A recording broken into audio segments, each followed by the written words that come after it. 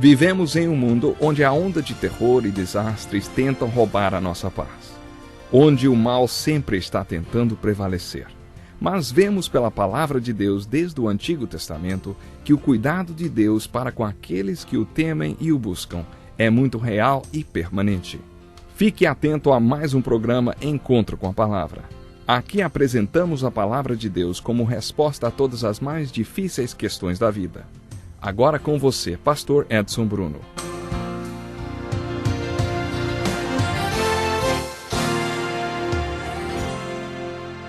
Seja muito bem-vindo a mais um Encontro com a Palavra. Vamos finalizar a mensagem iniciada no programa anterior, quando comentamos o significado da oração do Pai Nosso. Tudo que nos diz respeito, até mesmo os mínimos detalhes, é importante para Deus. Por isso devemos nos dirigir a Ele como Pai. Algumas pessoas têm dificuldades em se dirigir a Deus como Pai, porque seus pais terrenos não foram ou não são bons pais. Eles são rudes ou não demonstram cuidado e nem amor.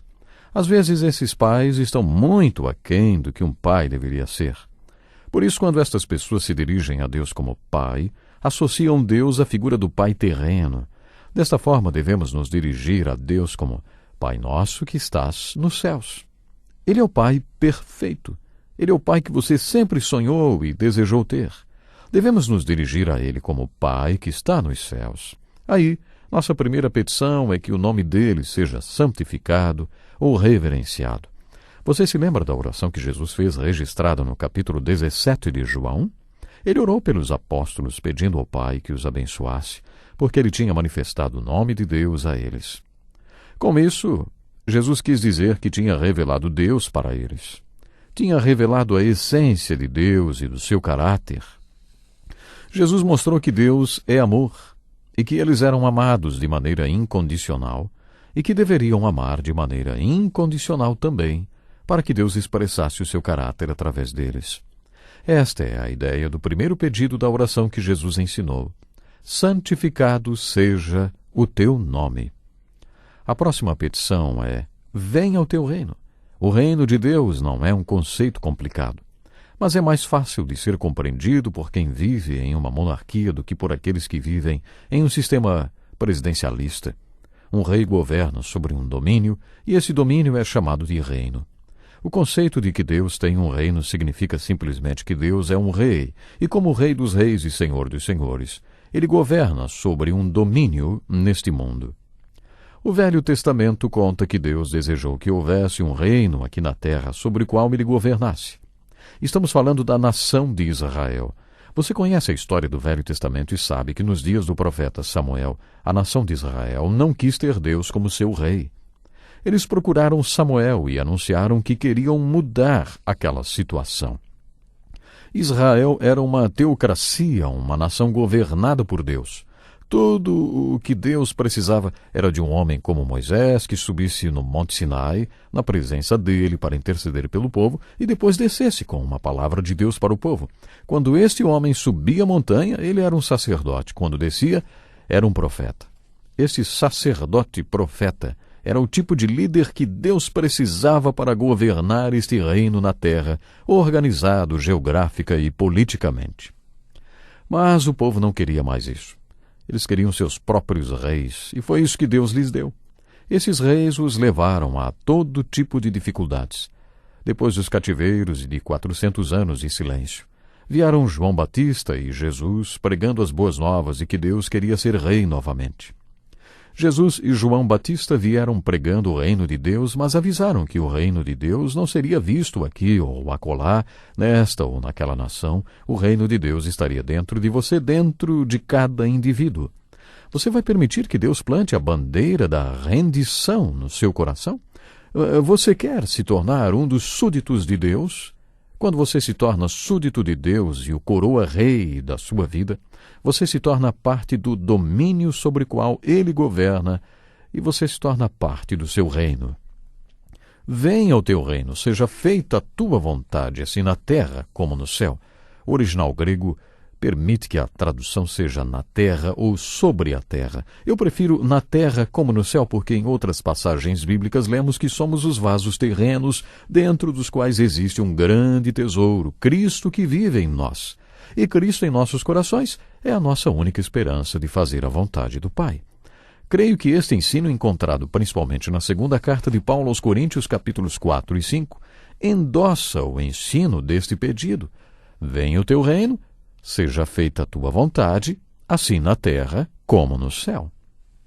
Depois de fazer os pedidos providenciais, podemos fazer os pedidos pessoais. Dá-nos hoje o nosso pão de cada dia. Observe a ênfase dada no pão de cada dia.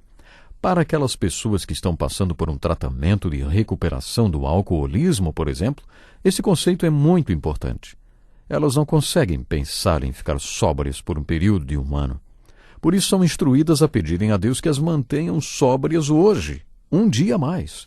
Esta é a ênfase nesta oração. Dá-nos hoje o nosso pão de cada dia. Isso representa não apenas o nosso pão diário, nosso sustento físico, mas também tudo o que precisamos. Somos todos uma grande central de necessidades. Precisamos de amor, de aceitação, de aprovação, de tantas coisas além do pão diário. Creio que a palavra pão abrange todas as coisas que precisamos. Por isso a petição é: dá-nos hoje o nosso pão de cada dia e depois perdoa as nossas dívidas. Depois de entendermos o Evangelho da Bíblia, descobrimos que precisamos de perdão.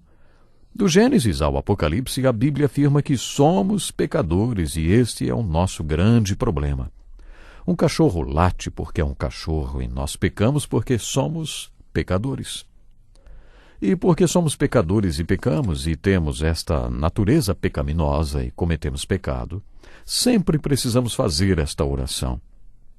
Creio que a instrução do Senhor foi para fazer esta oração pelo menos uma vez por dia. Eu acho isso mesmo, que o Senhor quer que façamos esta oração todo dia, o dia inteiro. É assim que devemos orar. Perdoa as nossas dívidas. Preste atenção nesta palavra. Dívidas. Perdoa as nossas dívidas. Esta é a tradução correta para esta palavra, e não perdoa os nossos pecados. Perdoa os nossos pecados é a opção parafraseada no versículo 12 de Mateus capítulo 6. Mas a opção mais apropriada é mesmo perdoa nossas dívidas, assim como perdoamos aos nossos devedores.